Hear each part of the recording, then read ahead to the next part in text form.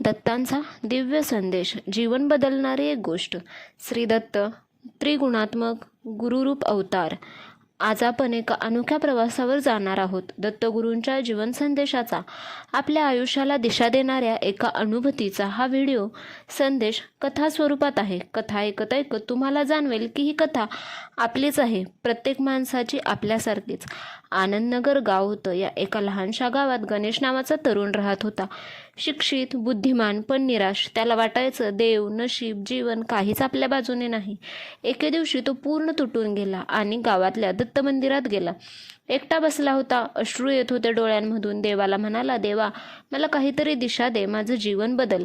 मंदिरात शांतता होती, पण गणेशच्या मनात कोणीतरी बोलल्यासारखं वाटलं. तू मला शोधतोस? मी तुझ्या आत आहे. त्याला वाटले हे काहीतरी भास होत आहेत, पण त्याची भावना खरी होती. तो झोपेत गेला आणि त्याला स्वप्नात दत्तगुरू दिसले. शांत मुद्रा, 3 डोकी, हात, कमंडलू, जपमाळ, शंखचक्र, पण डोळ्यात मात्र अथांग प्रेम. दत्त म्हणाले, जीवनाची भीक मागू नकोस, जीवन निर्माण कर. गणेश चकित झाला. गुरुदेव, मी काय करू? दत्त स्मित करून म्हणाले, पहिली गोष्ट करुणा, दुसरी कर्तव्य आणि तिसरी श्रद्धा. दत्तगुरूंचा पहिला संदेश करुणा. गुरुदेव म्हणाले, जगाला बदलण्यापूर्वी मन बदल. दुसऱ्याला दुखवशील तर तुझ्या कर्माचा धक्का तुलाच लागेल. गणेश गावात परतला. त्याने छोट्या गोष्टींनी सुरुवात केली. गायांना पाणी दिलं, मंदिर साफ केलं, ज्येष्ठांना मदत केली. लोक म्हणू लागले, हा बदलला, हा आनंदी झाला.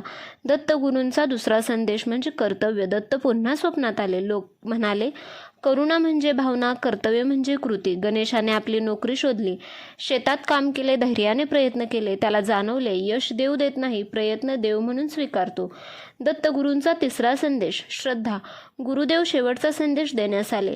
फळाची चिंता कशी करतोस? तू बी पेरले का? पाणी घातले का? माती दिली का? मग झाड उगवेल ही श्रद्धा ठेव. गणेशचे आयुष्य सुधारू लागले. घरात शांती, मनात संतोष, लोकांमध्ये मान मिळू लागला. त्यामुळे तो बदलला. त्याला आता असं वाटू लागलं, हे माझ्यामुळे झाले. गुरुदेव पुन्हा आले. अहंकार म्हणजे अंधार. ते म्हणतात, तू नव्हे तर कृपा, कर्म आणि मार्ग हे 3 घटक मिळून काम करतात. दत्तगुरू शेवटचा अंतिम संदेश त्याला देतात. मी मंदिरात नाही, मी भिक्षुकीत नाही, मी मूर्तीत आहे, पण त्याहून महत्त्वाचं, मी तुझ्या विवेकात आहे. तू दुसऱ्याला प्रकाश दिलास तर प्रकाश तुझ्याही घरात येतो. गणेश आता गावातील मार्गदर्शक झाला. लोक त्याच्याकडे प्रश्न घेऊन येत. तो म्हणायचा, हा दत्तांचा संदेश आहे, माझा नाही. म्हणून स्वामींच्या, दत्तगुरूंच्या नजरेत कुणी लहान नाही, कुणी मोठा नाही. प्रत्येक जीवाला मार्गदर्शन मिळतंच, पण जो ऐकतो तो बदलतो. आजची ही प्रेरणादायी कथा आहे ऐकणाऱ्यांसाठी, समजून घेणाऱ्यांसाठी आणि जीवनात नवीन प्रारंभ शोधणाऱ्यांसाठी, स्वामी भक्तांसाठी. ही कथा फक्त एकाची नाही, तर ही आपल्यापैकी प्रत्येकाची आहे. आपणही संघर्ष करतो, अपयश बघतो, घाबरतो, थकतो, पण लक्षात ठेवा, तुमच्यात प्रचंड शक्ती आहे. तुम्ही ठरलेला नाही. तुमच्या भविष्यात सुंदर गोष्टी आहेत आणि देव तुमच्या मागे खंबीरपणे उभा आहे. विश्वास ठेवा, प्रयत्न करा, शांत मनाने पुढे चला. स्वामींचं एक वाक्य कायम लक्षात ठेवा, जिथे अंधार संपतो तिथून प्रकाश सुरू होतो.